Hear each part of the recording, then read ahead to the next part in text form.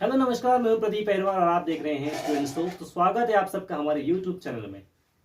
तो बच्चों, आज का हमारा टॉपिक है गाउस के नियम के अनुप्रयोग।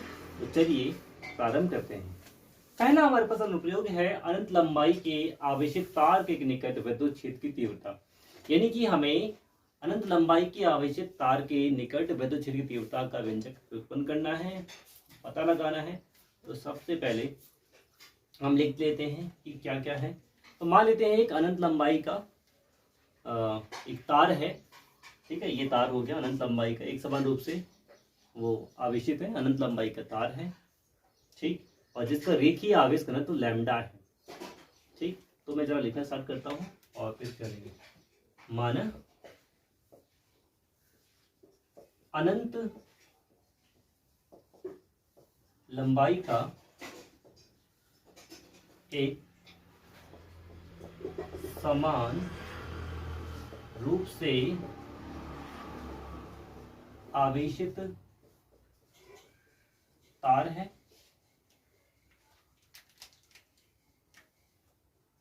जिसका पृष्ठ आवेश, जिसका रेखीय आवेश घनत्व लैम्डा है। बच्चों, लैम्डा का फॉर्मूला होता है lambda equal to Q upon L. इसको याद रखना आप लोग। किसी तार की एकांक लंबाई में उपस्थित आवेश को हम कहते हैं रेखीय आवेश, ठीक है। ये क्या लिखेंगे? इससे स्मॉल आर दूरी पर एक बिंदु P स्थित है, जहां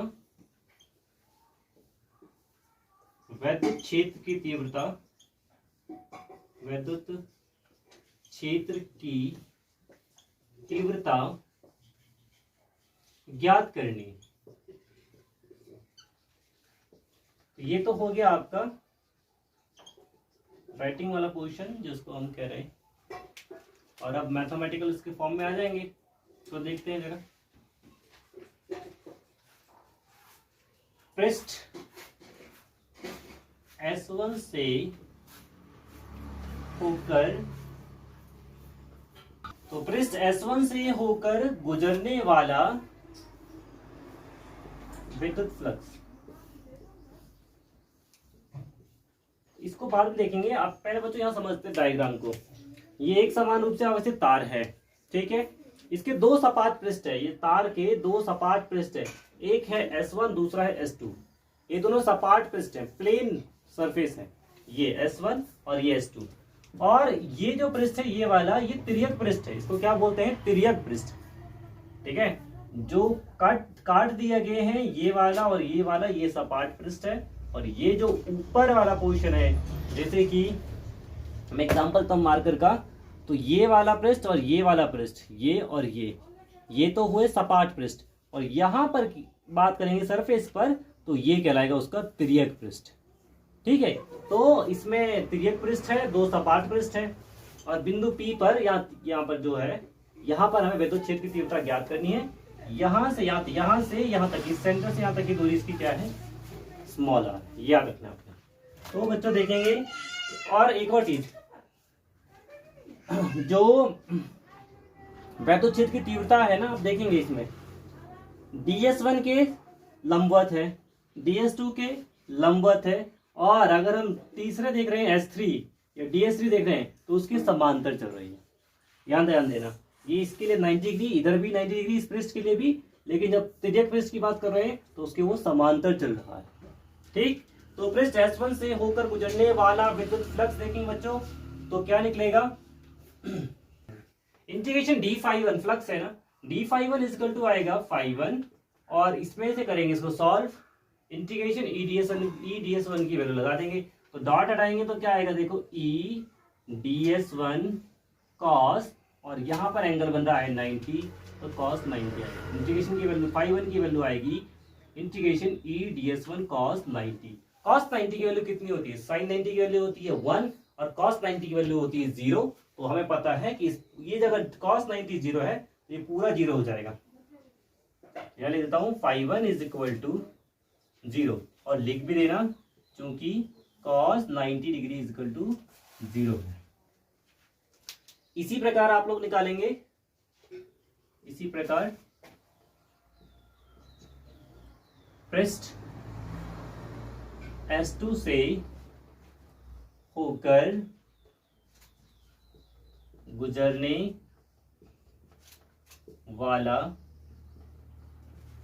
विद्युत फ्लक्स, S2 से भी लिख लेते हैं बच्चों। तो यहां पर इंटीग्रेशन d φ2 लिखा जाएगा और यही E डॉट ds2। ठीक है, इसको भी हटा देते हैं। तो जब ये हटेगा ये तो आएगा φ2 और इसको क्या सॉल्व करेंगे, E ds2 cos 90, यानी कि ये भी cos 90 है। तो φ2 की वैल्यू कितनी आ जाएगी बच्चों, इसकी वैल्यू आ जाएगी 0। ये इंटीग्रेशन का फॉर्मूला होता है, यहाँ पर जस्ट बता दो आपको, integration dx is equal to होता है x। ठीक है, तो इसलिए हमने लगाया इंटीग्रेशन d φ1 होगा, φ2 हो, कुछ भी होगा उसकी वैल्यू आएगी। जिसके रेस्पेक्ट में बात चल रही है उसी को लिखा जाता है, integration dx is equal to x। अगर इंटीग्रेशन d आपको लिख दिया मैंने, आप यहाँ पर आप बैठे हैं, तो यहाँ पर क्या आएगा, आंसर क्या आएगा, आप आ जाएगा। ठीक है, चलिए अब यहां तक तो हो गया है, इसको आप नोट कर लीजिए, फिर इसके आगे बढ़ते हैं। मैं इसको रफ कर देता हूं।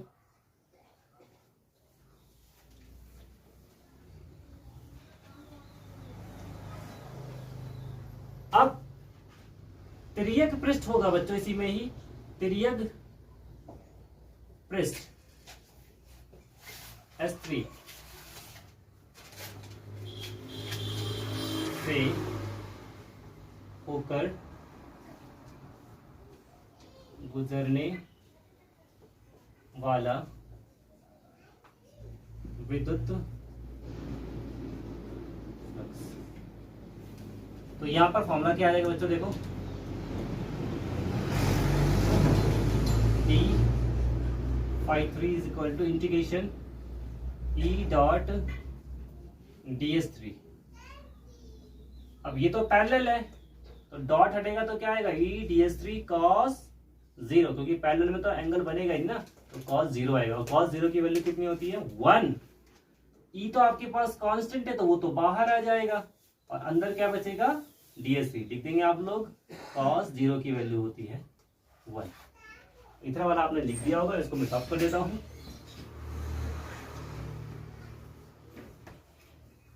बोर्ड छोटा है बच्चों, लेकिन इससे से आप काम चलाइए, आगे बढ़ेंगे तो फिर और अच्छा बोर्ड लेके आएंगे और फिर एक बार और अच्छे से सीखेंगे।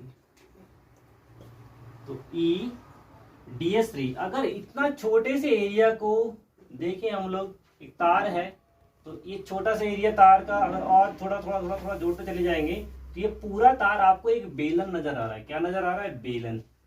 और ऐसा बेलन नजर आ रहा है जिसकी लंबाई है L और क्षेत्रफल है, और उसका जो त्रिज्या है वो है R। तो बेलन का क्षेत्रफल होता है, बेलन का क्षेत्रफल होता है क्या, 2 पाई आर एच। यहाँ पर h की जगह पर l है तो ds3 पे जगह वैल्यू आ जाएगी 2 पाई आर एल। तो आपके पास φ3 की वैल्यू आ गई 2 पाई E dot 2 pi R L. ठीक है, फिर बोलेंगे कुल फ्लक्स या नेट फ्लक्स बच्चों। तो नेट फ्लक्स देख लेते हैं, वो आएगा फाई इज इक्वल टू φ1 φ2 और φ3, सबको जोड़ते चले जाएंगे और आंसर आ जाएगा। तो ये वैल्यू है 0, ये भी वैल्यू 0 और φ3 की वैल्यू कितनी आ जाएगी, φ3 की वैल्यू है E dot 2 pi R L, ये आ जाएगा। सो E dot 2 pi R L, ये फाई की वैल्यू आ जाएगी। ठीक है, अब इसको समीकरण नंबर 1 बोल देंगे आप लोग। फिर बोलना है गाउस की प्रमेय से, गाउस की प्रमेय से, क्योंकि अनुप्रयोग भी तो चल रहा है।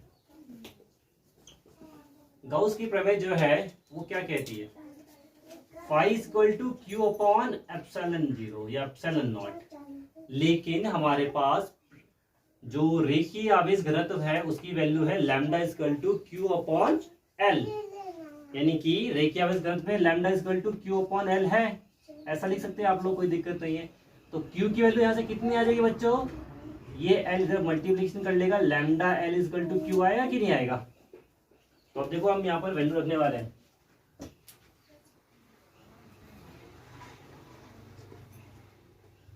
बोलना है आपने चूंकि lambda equal to Q upon L, तो Q equal to lambda L, अतः फाई की वैल्यू कितनी आ जाएगी, लैम्डा एल अपॉन एप्सिलॉन 0। ये समीकरण नंबर 2, ठीक है। अब उधर वाला भी बता देते हैं बच्चों, फिर इसको सॉल्व कर लेते हैं।